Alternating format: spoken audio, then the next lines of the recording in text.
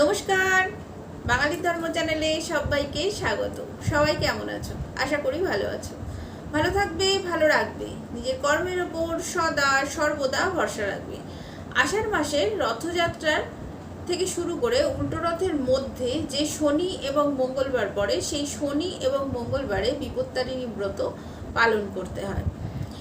এবছর মানে 1431 সালে রথযাত্রা অনুষ্ঠান পড়েছে 22শে আষাঢ়, ইংরাজির 7ই জুলাই রবিবার। তাহলে তোমরা যারা বিপত্তারিণী ব্রত পালন করবে তারা 24শে আষাঢ় 9ই জুলাই মঙ্গলবার বিপত্তারিণী পুজো করতে পারবে।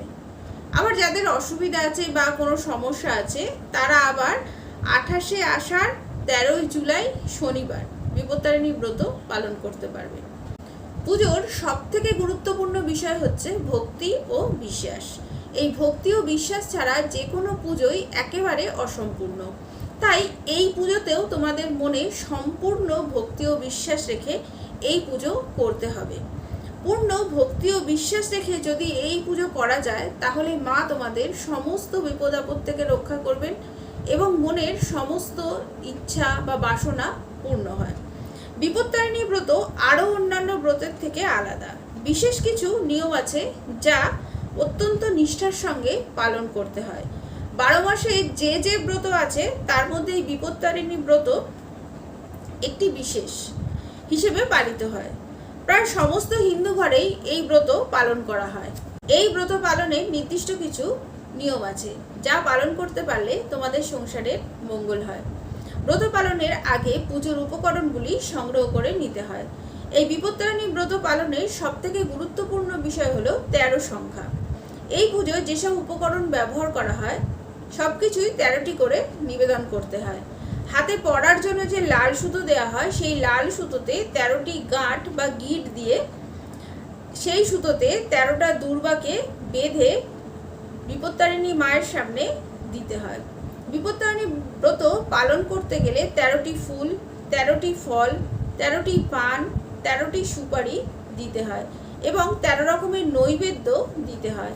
এই ব্রতের দিন চালের কোনো রকম খাবার যেমন ভাত, চিড়ে, মুড়ি, চাল ভাজা একেবারেই খাওয়া যাবে না। এই দিন যারা বা যে সধবা মহিলা এই ব্রত পালন করবে তাদের আলতা ও সিঁদুর পরা প্রয়োজন। এই ব্রত 13 গাছি লাল সুতোতে 13টি গিঁট বাঁধতে হয় এবং সেই সুতোতে 13টি দুর্বা বেঁধে দিতে হয়। এই দিন যে বাড়িতে ব্রত পালন করা হবে বা যে বাড়িতে পুজো হবে সেই দিন বাড়ির অন্যান্য সদস্যরা নিরামিষ আহার গ্রহণ করবে, আর যে ব্রত পালন করবে ব্রতের আগের দিন তাকে নিরামিষ আহার বা হবিষ্যান্ন গ্রহণ করতে হবে। দেবী মহামায়ার যে কোনো রূপের মন্দিরে গিয়ে তোমরা এই পুজো দিতে পারবে, যেমন মা দুর্গা, মা কালী, মা চণ্ডী, মা জগদ্ধাত্রী। দেবীর যে কোনো রূপের মন্দিরে গিয়ে তোমরা এই পুজো দিতে পারবে। এই পুজোর অনেকেই বাড়িতে আয়োজন করে এবং পুরোহিতকে ডেকে পুজো করান। আবার অনেকে এই পুজো নিজে নিজে করে। এই পুজো নিজে নিজেও করা যায়। এই পুজোয় কয়েকটি বিষয় অবশ্যই খেয়াল রাখতে হবে। পরিষ্কার পরিচ্ছন্ন জায়গায় মায়ের পুজো করতে হবে।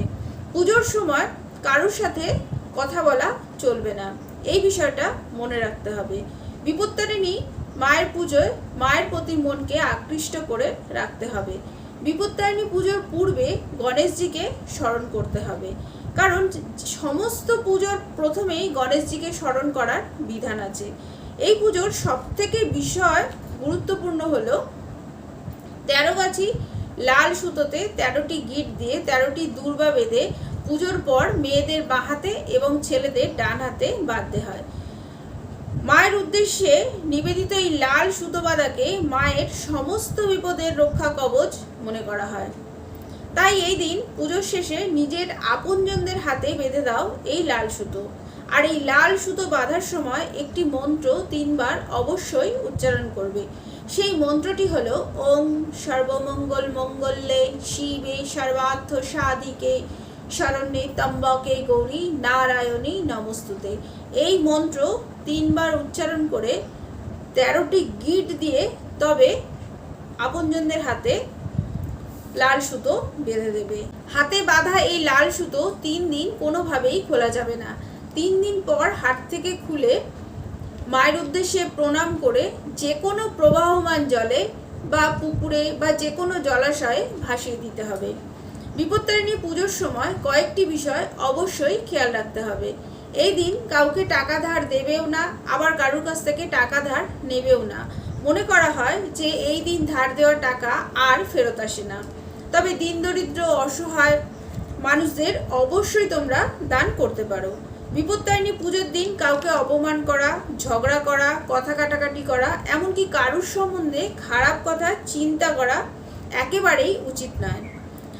আবার কোনো মেয়েদের অপমান করা বা কোনো অবস্থাতেই মেয়েদের খারাপ কথা বলা, এইসব কাজ একেবারেই করবে না।